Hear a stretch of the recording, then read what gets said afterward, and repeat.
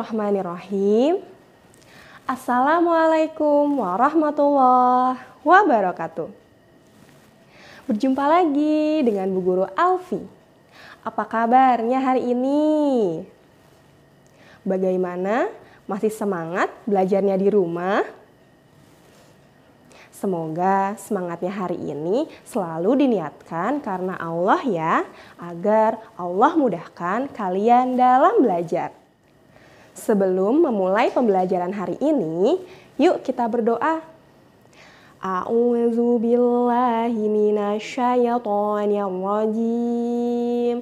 Bismillahirrahmanirrahim. Rabbi zidni ilma warzuqni fahma waj'alni minas sholihin. Ya Allah, tambahkanlah aku ilmu dan berilah aku kemampuan untuk memahaminya.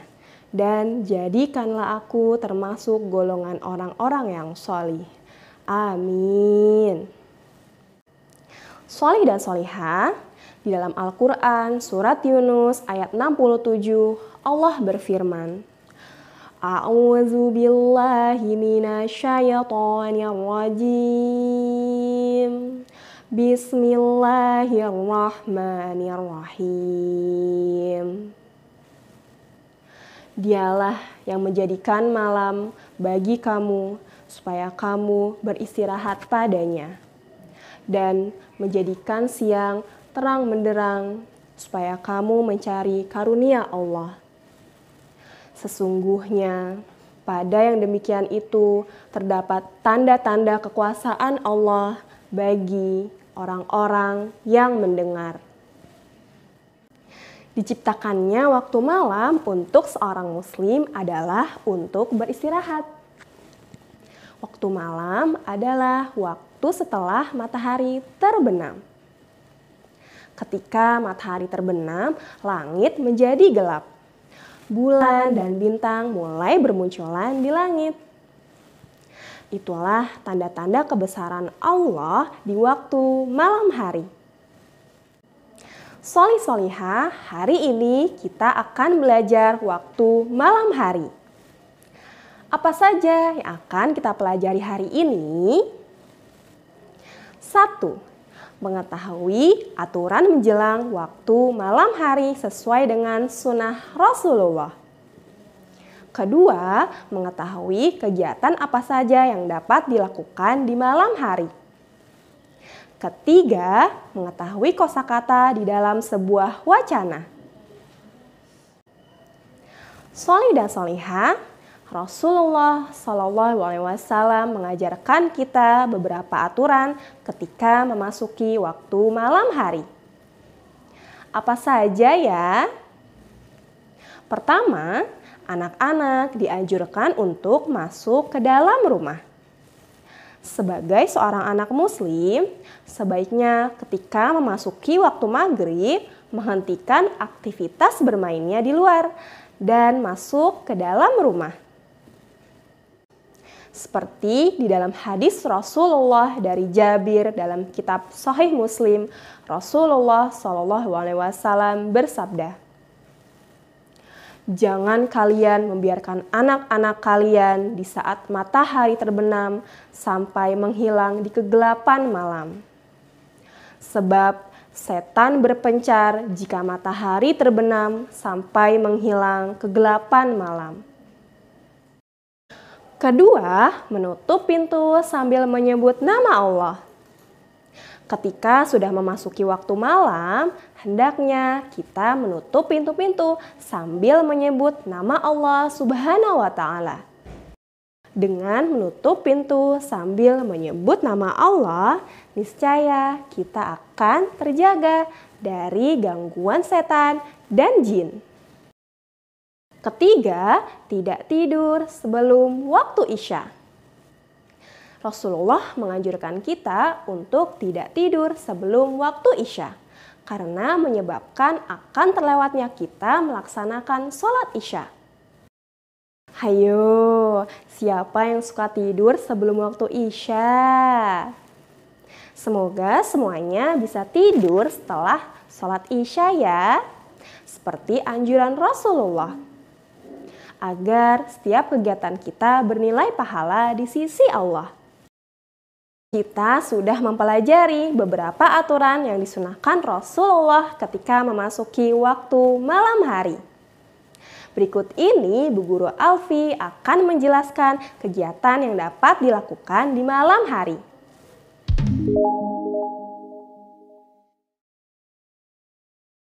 Kegiatan yang dapat dilakukan di malam hari.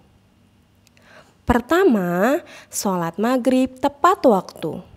Ketika sudah memasuki waktu petang dan langit menjadi gelap serta azan maghrib mulai berkumandang, hendaknya kita segera berwudu ya dan melaksanakan sholat maghrib tepat waktu.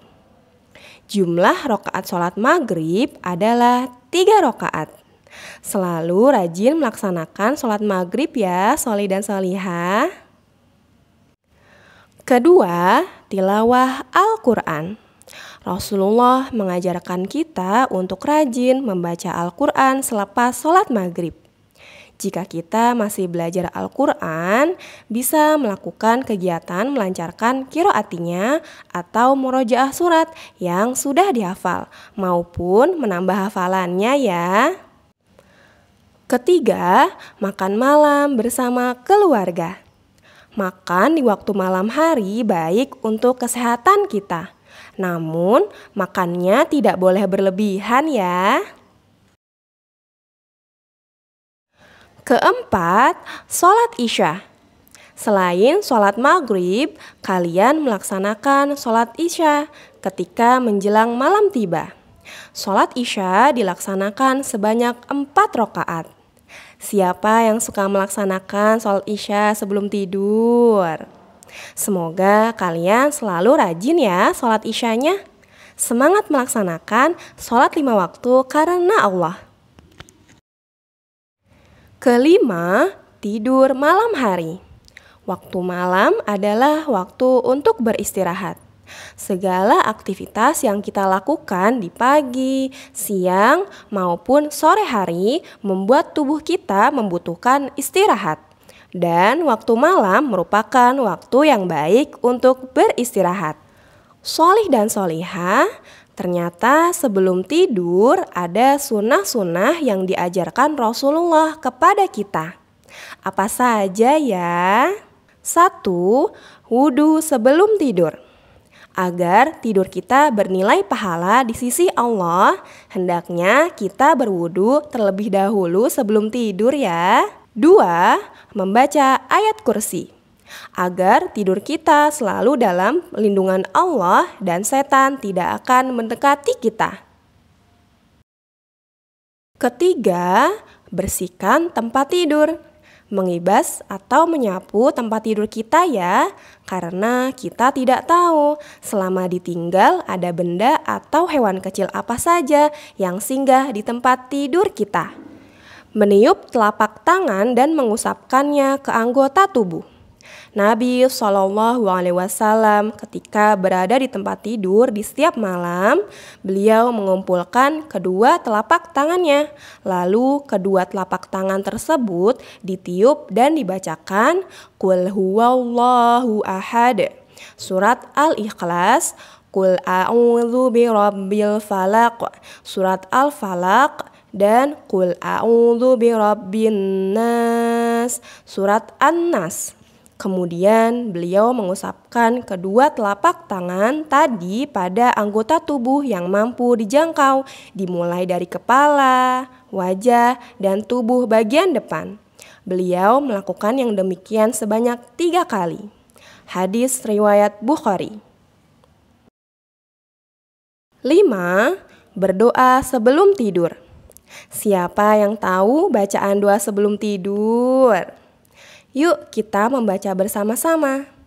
Bismika Allahumma ahya wa bismika amut.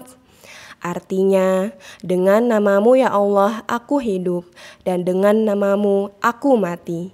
Hadis riwayat Bukhari dan Muslim. 6. Posisikan tidur miring ke kanan.